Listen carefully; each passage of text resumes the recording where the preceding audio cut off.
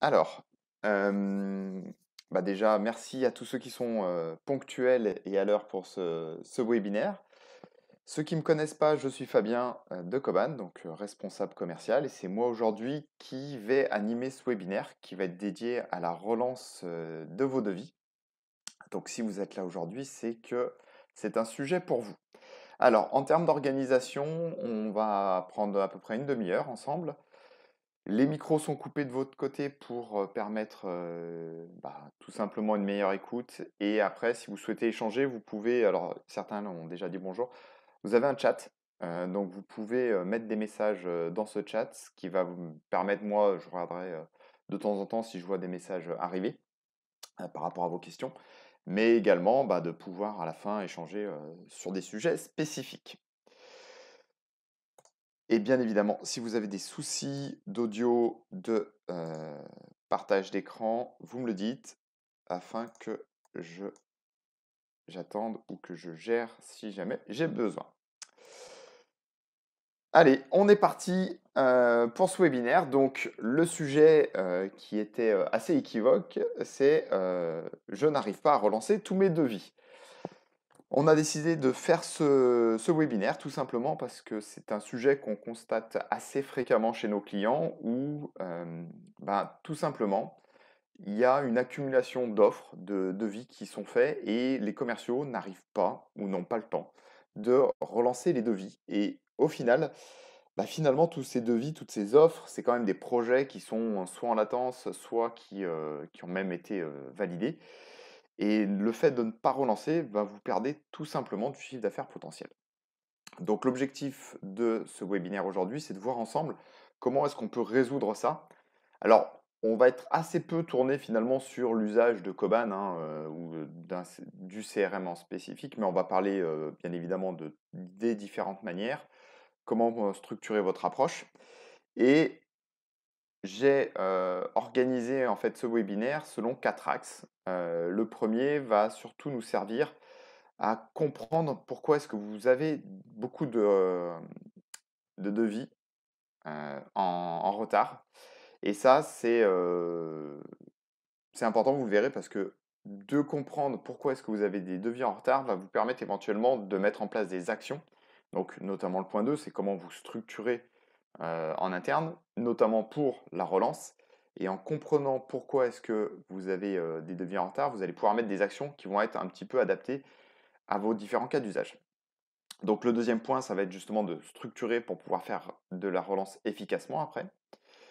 Le troisième, comment la gérer de manière opérationnelle, c'est-à-dire finalement comment est-ce que je peux faire pour relancer un peu tous mes devis. Et le dernier point, alors c'est un peu un basique, mais on va voir, il y a des choses qui ne sont pas si évidentes que ça finalement, c'est pourquoi est-ce qu'il faut relancer, et même si on le fait en masse. Alors, premier point, voilà, donc au niveau du diagnostic. Vous avez certainement vous-même des raisons, vous les connaissez. Ah, alors attendez, j'ai un petit message. Cette présentation vous sera-t-elle partagée? Oui, effectivement. La présentation est enregistrée et on vous la communiquera, on vous fera un emailing. Donc Léa, sûrement, d'ici fin de semaine ou début de semaine prochaine, va vous envoyer le lien pour vous reconnecter. Donc voilà, vous pouvez prendre des notes, bien évidemment, si vous le souhaitez, mais vous aurez toutes les infos en direct après. Donc, pour revenir sur le diagnostic, il y a plusieurs raisons qui reviennent un peu classiquement, chez nos clients.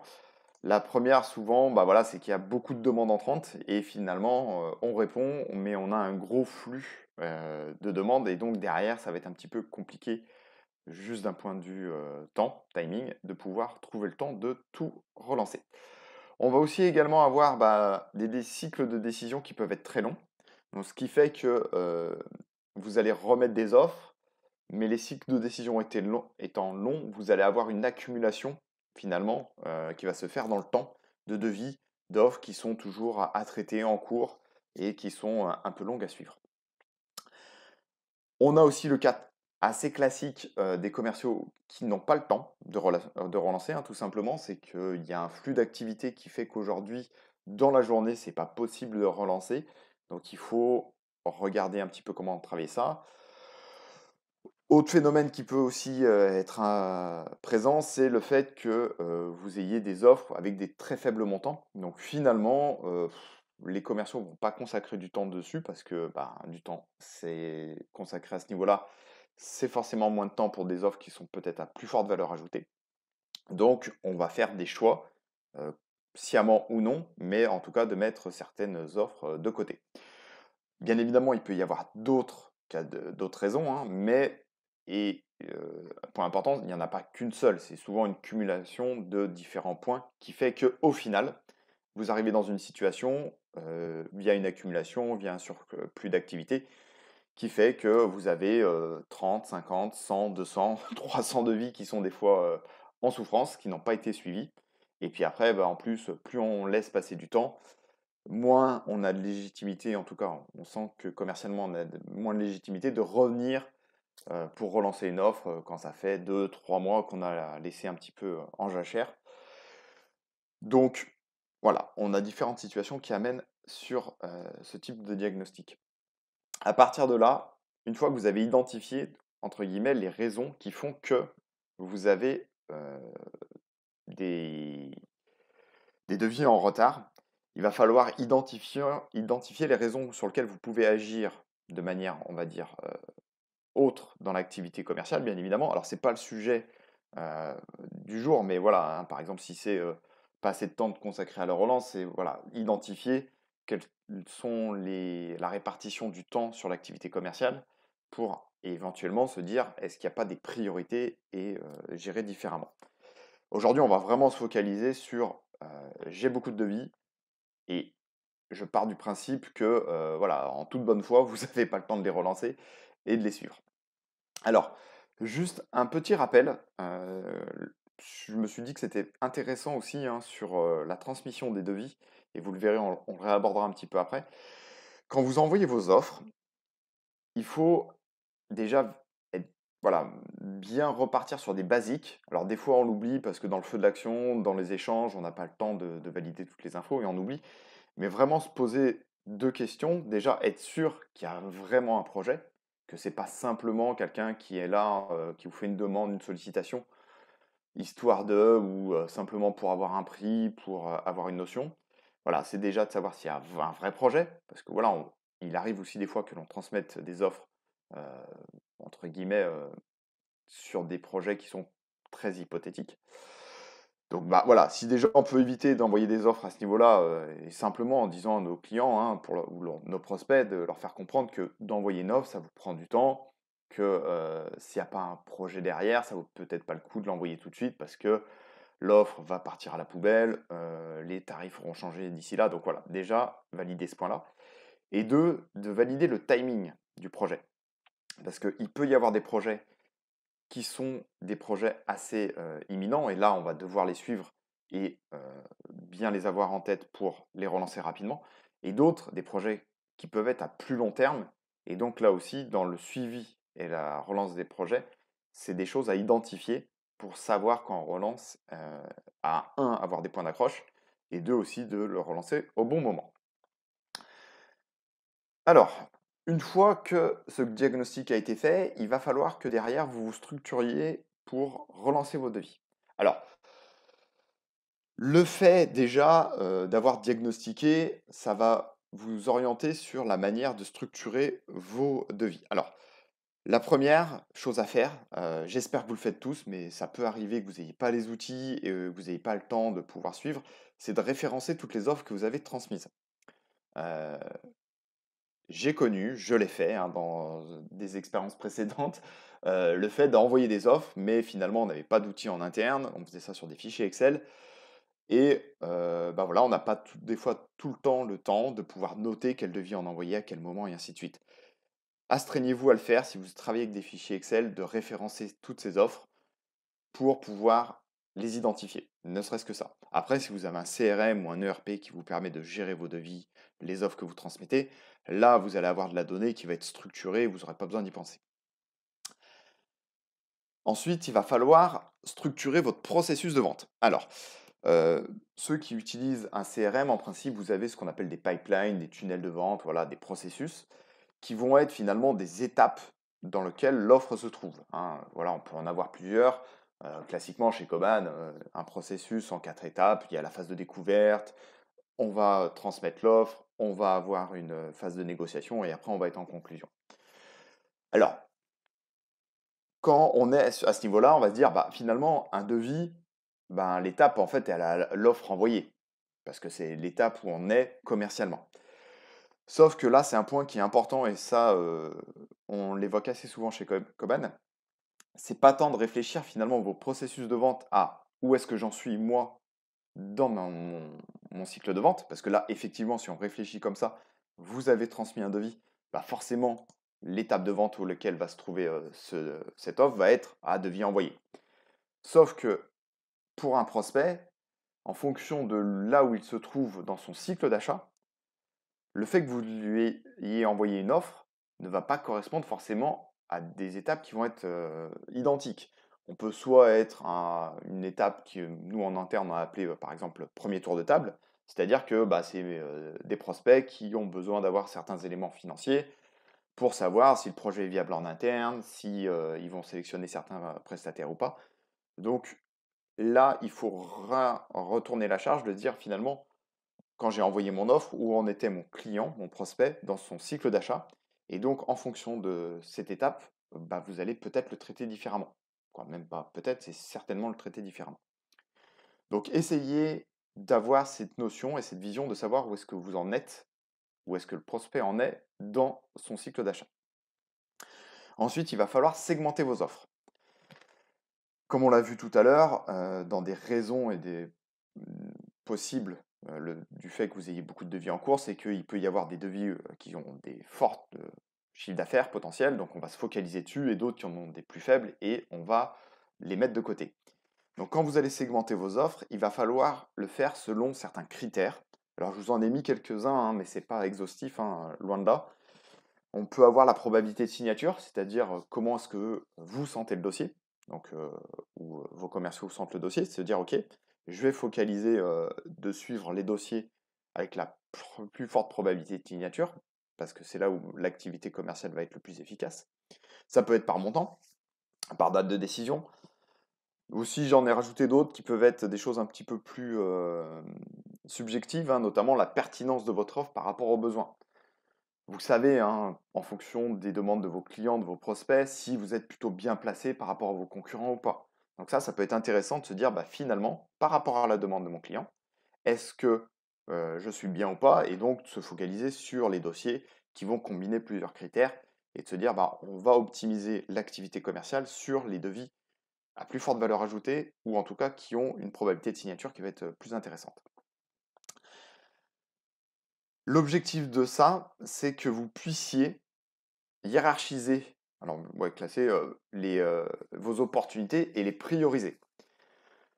Une fois que l'on a fait ça, vous devriez être en capacité, ou vos commerciaux en capacité de se dire, OK, si j'ai 10 opportunités à suivre, 10 devis à relancer, lesquels, lesquels sont ces devis et pourquoi?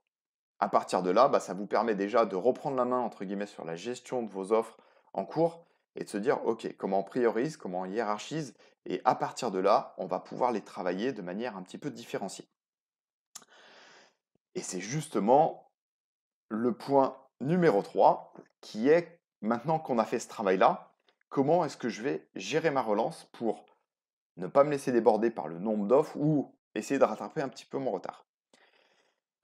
À ce niveau-là, il va y avoir deux façons de les traiter. Déjà, il va falloir isoler les offres avec un fort intérêt et qui ont un fort enjeu pour vous. Celle-ci, c'est obligatoire, vous allez passer par un suivi direct et personnalisé. Hors de question, entre guillemets, de mettre en place des automatismes ou des relances un petit peu génériques.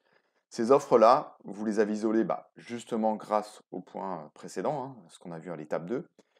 Et celle-ci, c'est vraiment les opportunités où on va demander aux commerciaux de les suivre, de les travailler et de connaître leur dossier.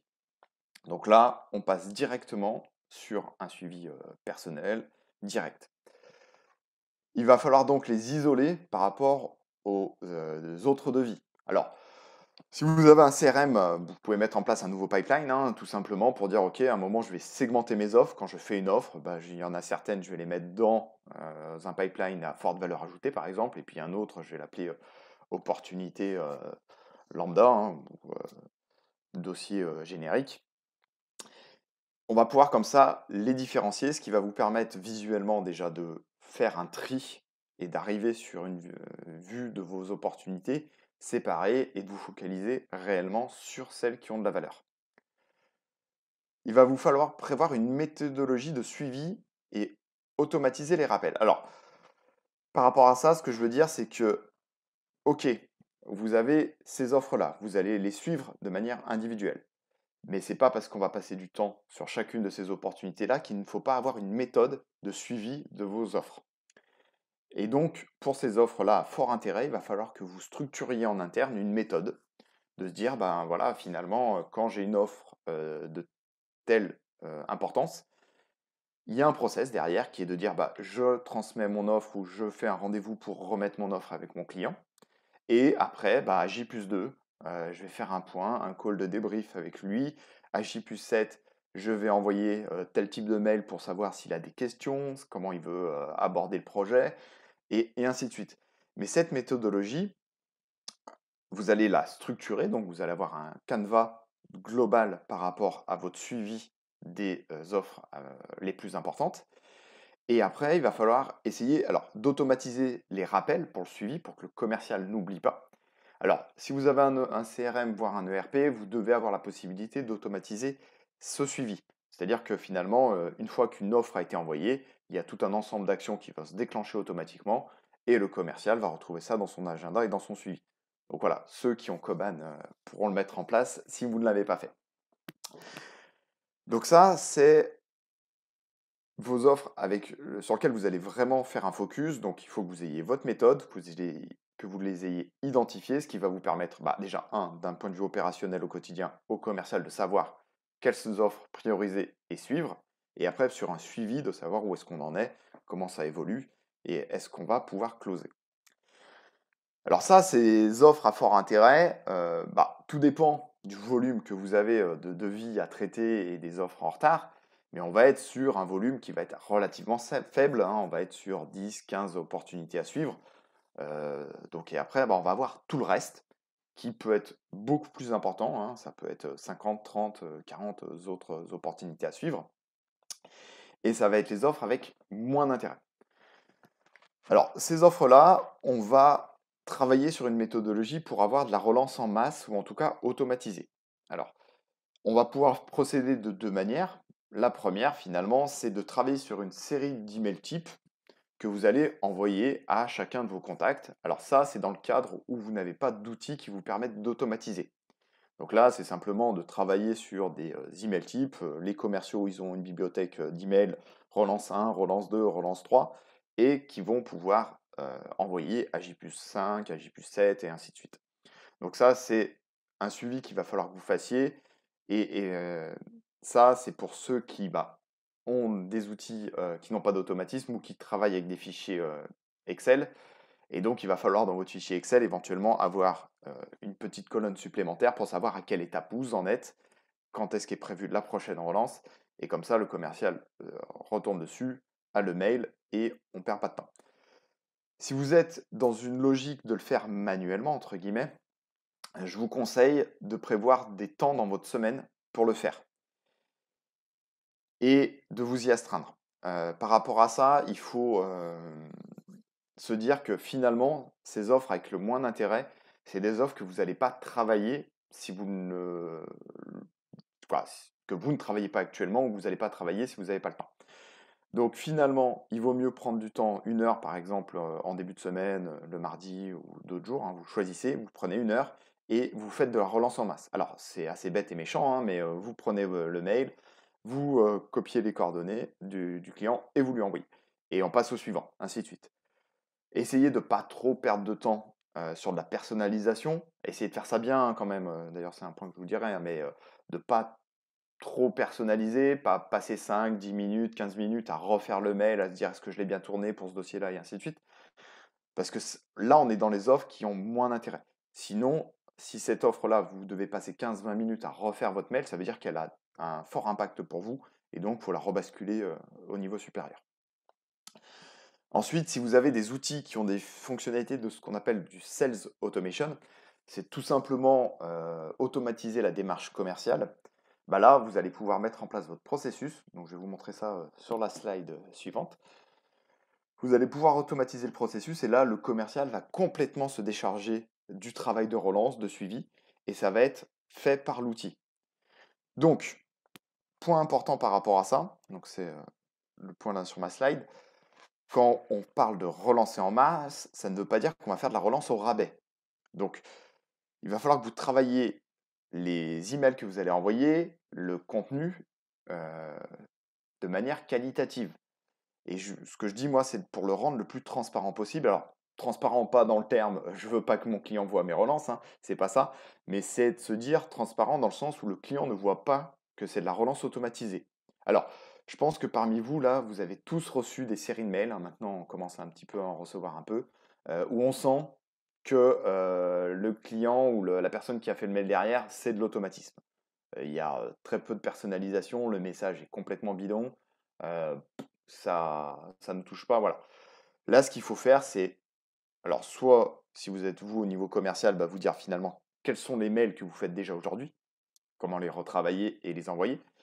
Et puis après, bah, si vous travaillez avec une équipe commerciale, c'est éventuellement de mettre en commun les pratiques des différents commerciaux, de savoir comment eux ils relancent, parce que bah, finalement, on va avoir une relance qui va être un petit peu homogénéisée au sein de l'entreprise, mais de se dire, ok, comment est-ce que je fais mes emails de relance, quelle est ma méthodologie, et de mettre ça en commun pour prendre les bonnes pratiques de chacun, de trouver les petits trucs et astuces qu'on peut avoir dans des mails, dans des relances de mails, et de se dire, bah voilà, je vais prendre ma petite phrase d'accroche qui va bien, je vais prendre mon petit point, et après, bah, dans les outils d'automatisation, vous allez pouvoir en plus intégrer des champs qui vont être personnalisés automatiquement.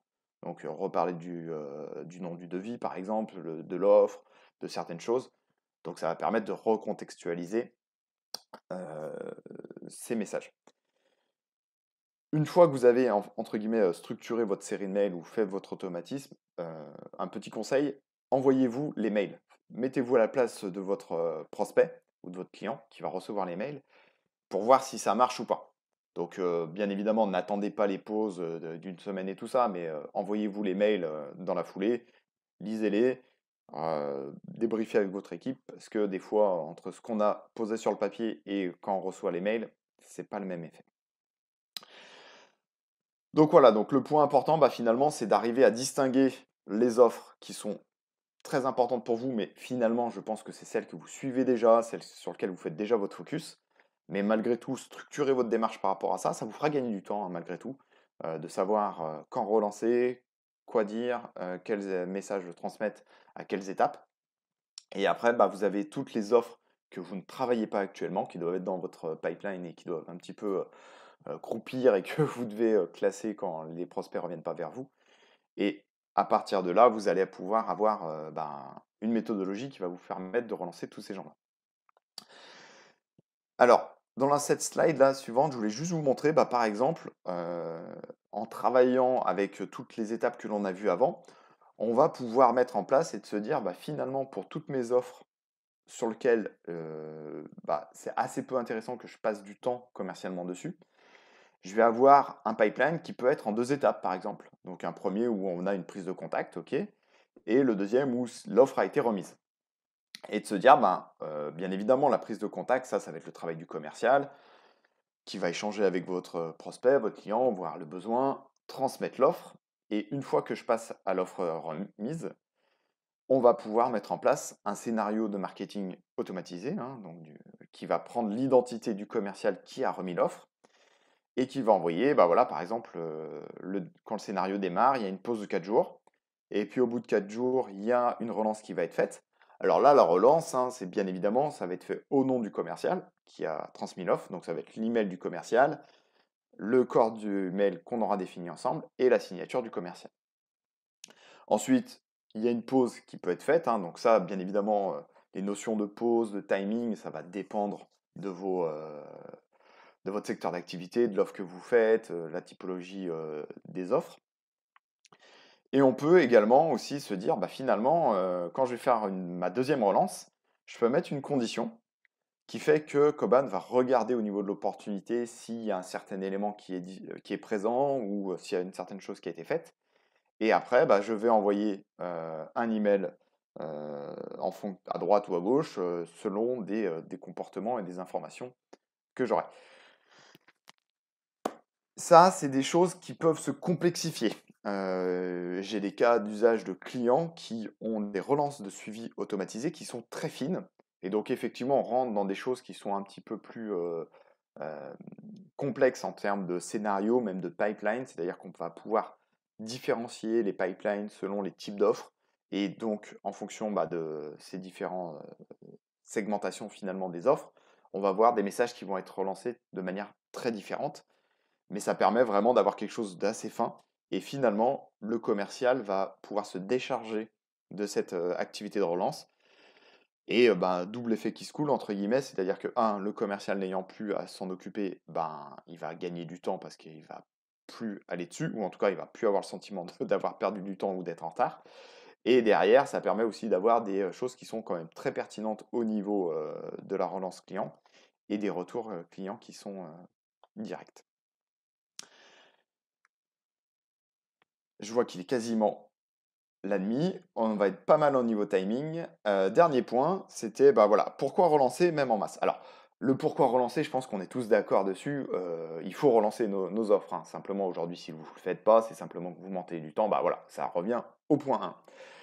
Simplement, aujourd'hui, quand je parle avec certaines personnes, il y a des gens qui sont complètement convaincus de l'automatisation par rapport à la relance de devis. Par contre, il y a toujours des personnes qui ont une certaine réticence sur la mise en place. Et clairement, moi j'en ai fait partie au départ, hein, parce que voilà, en tant que commercial, on aime bien toujours avoir la main, on aime bien structurer, on a entre guillemets la crainte que un message soit envoyé qui soit complètement hors contexte et finalement nous fasse perdre l'offre. Mais ce qu'il faut bien voir, c'est que aujourd'hui, si on en est là, et si vous êtes sur ce webinaire, c'est que finalement vous ne les traitez pas ces offres. Et la relance donc, va vous permettre plusieurs choses. Alors, j'ai plusieurs points qui sont assez génériques et puis d'autres plutôt liés à l'automatisation. Mais déjà, pourquoi relancer? Bah, ça vous permet de garder un pipeline assez propre. Alors, le pipeline, pour ceux qui ne l'utilisent pas, hein, c'est vraiment toutes les opportunités commerciales, toutes les offres que vous avez en cours. Et finalement, bah, quand vous allez relancer, vous allez en gagner, vous allez en perdre. Mais au moins, ça va vous permettre de classer certains dossiers et de ne pas garder des choses en suspens, de se dire, bah, finalement, ce truc, ça fait 4, 5, 6 mois que c'est dans le pipe. Je ne sais pas ce que ça donne, mais je l'ai là, j'ai pas eu de retour, donc finalement, on ne sait jamais. Là, ça va vous permettre comme ça de trier. Ça va vous permettre de ne pas oublier des dossiers. Bah, finalement, vous allez vous faire le focus, vous, sur les dossiers importants, et après, l'outil, ou en tout cas votre méthode, va vous permettre de traiter tous les dossiers selon une méthodologie, et comme ça, vous êtes sûr que tous les dossiers seront traités et vous les aurez su. Également, ça va vous permettre d'avoir des retours, si jamais vous le faites même de manière automatisée, et puis pas, euh, c'est pas grave si c'est pas vous qui l'avez fait et que c'est un petit peu hors contexte, mais des fois, vos offres, le client se pose des questions, a besoin de précision, et finalement, vous pourriez être en ballottage avec d'autres offres. Bah, le fait de l'avoir relancé, ça va lui donner l'occasion de revenir vers vous et de vous dire, bah ok, ouais, ça m'intéressait. Par contre, il y avait ce point-là que je voulais évoquer avec vous, où on n'avait pas parlé de ça. Et derrière, bah, vous reprenez la main, vous directement, mais vous savez pourquoi vous le faites. C'est que globalement, ça redevient quelque chose qui est intéressant et un projet chaud. Également, il faut bien se dire que si vous avez du mal à relancer vos dossiers, c'est aussi des dossiers qui vont être sûrement pas suivis par vos concurrents. Alors, à moins que vous soyez une toute petite entreprise et que face à vous, vous ayez que des multinationales avec des armées de commerciaux, là, bon, bah, effectivement, on va peut-être ces dossiers-là seront suivis par les gros. Mais si finalement vous êtes sur un marché où vous avez tous à peu près la même taille, ou en tout cas c'est la même typologie de prospects, de clients, et finalement vous allez avoir les mêmes problèmes que vos concurrents, si vous ne les relancez pas, eux ne le font pas. Donc à ce moment-là, vous vous différenciez de vos concurrents parce que vous allez faire un suivi. Donc ça va être quelque chose qui va être apprécié. Et on sait très bien que l'offre rentre bien évidemment pour une partie de la décision, mais aussi le suivi et l'accompagnement pour une grande part. Ou sinon, bah, si les autres ne relancent, si les autres quoi, vos concurrents font des relances et suivent bien vos dossiers, au moins vous ne serez pas le seul à ne pas avoir relancé et vous restez dans la course. Ça va vous permettre également de gagner des offres que vous auriez jamais relancées. Parce que des fois, simplement, et ça arrive, alors j'ai un cas d'usage sur un client industriel où il a bon, bien évidemment des grosses machines à plusieurs centaines de milliers d'euros, mais il a des petites offres aussi à quelques centaines d'euros. Et ces clients ne recommandent pas tout simplement parce qu'ils oublient, parce que ils n'ont pas le temps. Et le fait de relancer, simplement, ça leur permet comme ça d'avoir des offres qui rentrent. Donc, tout simplement, en faisant peu d'efforts, ça va vous permettre quand même de gagner des dossiers que vous n'auriez jamais eu. Vous allez aussi avoir des retours sur le projet, même si c'est négatif, mais au moins vous allez pouvoir réentamer une discussion avec vos clients, vos prospects, sur pourquoi est-ce que vous avez gagné, perdu. Et surtout, là, ce sera plutôt sur le perdu, parce que sinon, si c'est gagné, bah, vous allez continuer la relation. Mais vous allez avoir des retours, ce qui va vous permettre d'améliorer éventuellement votre démarche. Un point aussi qui est important, ça, on parle de charge mentale, alors dans d'autres contextes, mais en tant que commercial, souvent, on a beaucoup de choses à penser. C'est un métier où c'est une activité qui est très fragmentée. On a beaucoup de petites choses à faire. Alors des fois, il y a des grosses choses, si c'est des remises d'offres un peu importantes, et effectivement, on va passer du temps. Mais on a beaucoup d'activités qui sont du suivi, de la relance, du traitement des mails. Donc on a une activité qui est très fragmentée. Et de se dire finalement, j'ai mon pipe qui est à jour parce que j'ai pu permettre de garder mes offres relancées de manière un peu quotidienne, donc c'est bon. Mais surtout de se dire, bah, finalement, je n'ai plus à relancer des devis et je n'ai plus le sentiment d'être en retard. Ça vous décharge et ça vous détend. Donc franchement, c'est tout bénef parce que bah, vous allez pouvoir faire le focus de manière beaucoup plus sereine sur des dossiers qui sont plus importants sans avoir une petite musique dans la tête de dire ouais, passe pas trop de temps là-dessus parce que bah, tu as 30, 50 autres dossiers à relancer.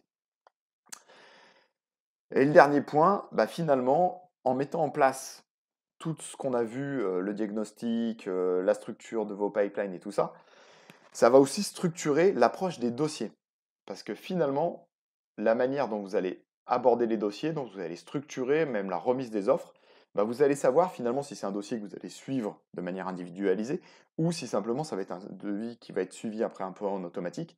Et donc en anticipant ce suivi, vous allez structurer la remise de vos offres et la gestion de vos dossiers de manière à s'intégrer complètement dans le process. Voilà, alors c'est quelques exemples, il y en aura sûrement d'autres de bénéfices, mais il ne faut pas craindre de mettre en place de la relance automatique. Vous allez peut-être avoir certains couacs au départ, oui, mais il faut l'accepter et de toute façon se dire c'était sur des dossiers que vous n'alliez pas suivre, donc pas des dossiers stratégiques.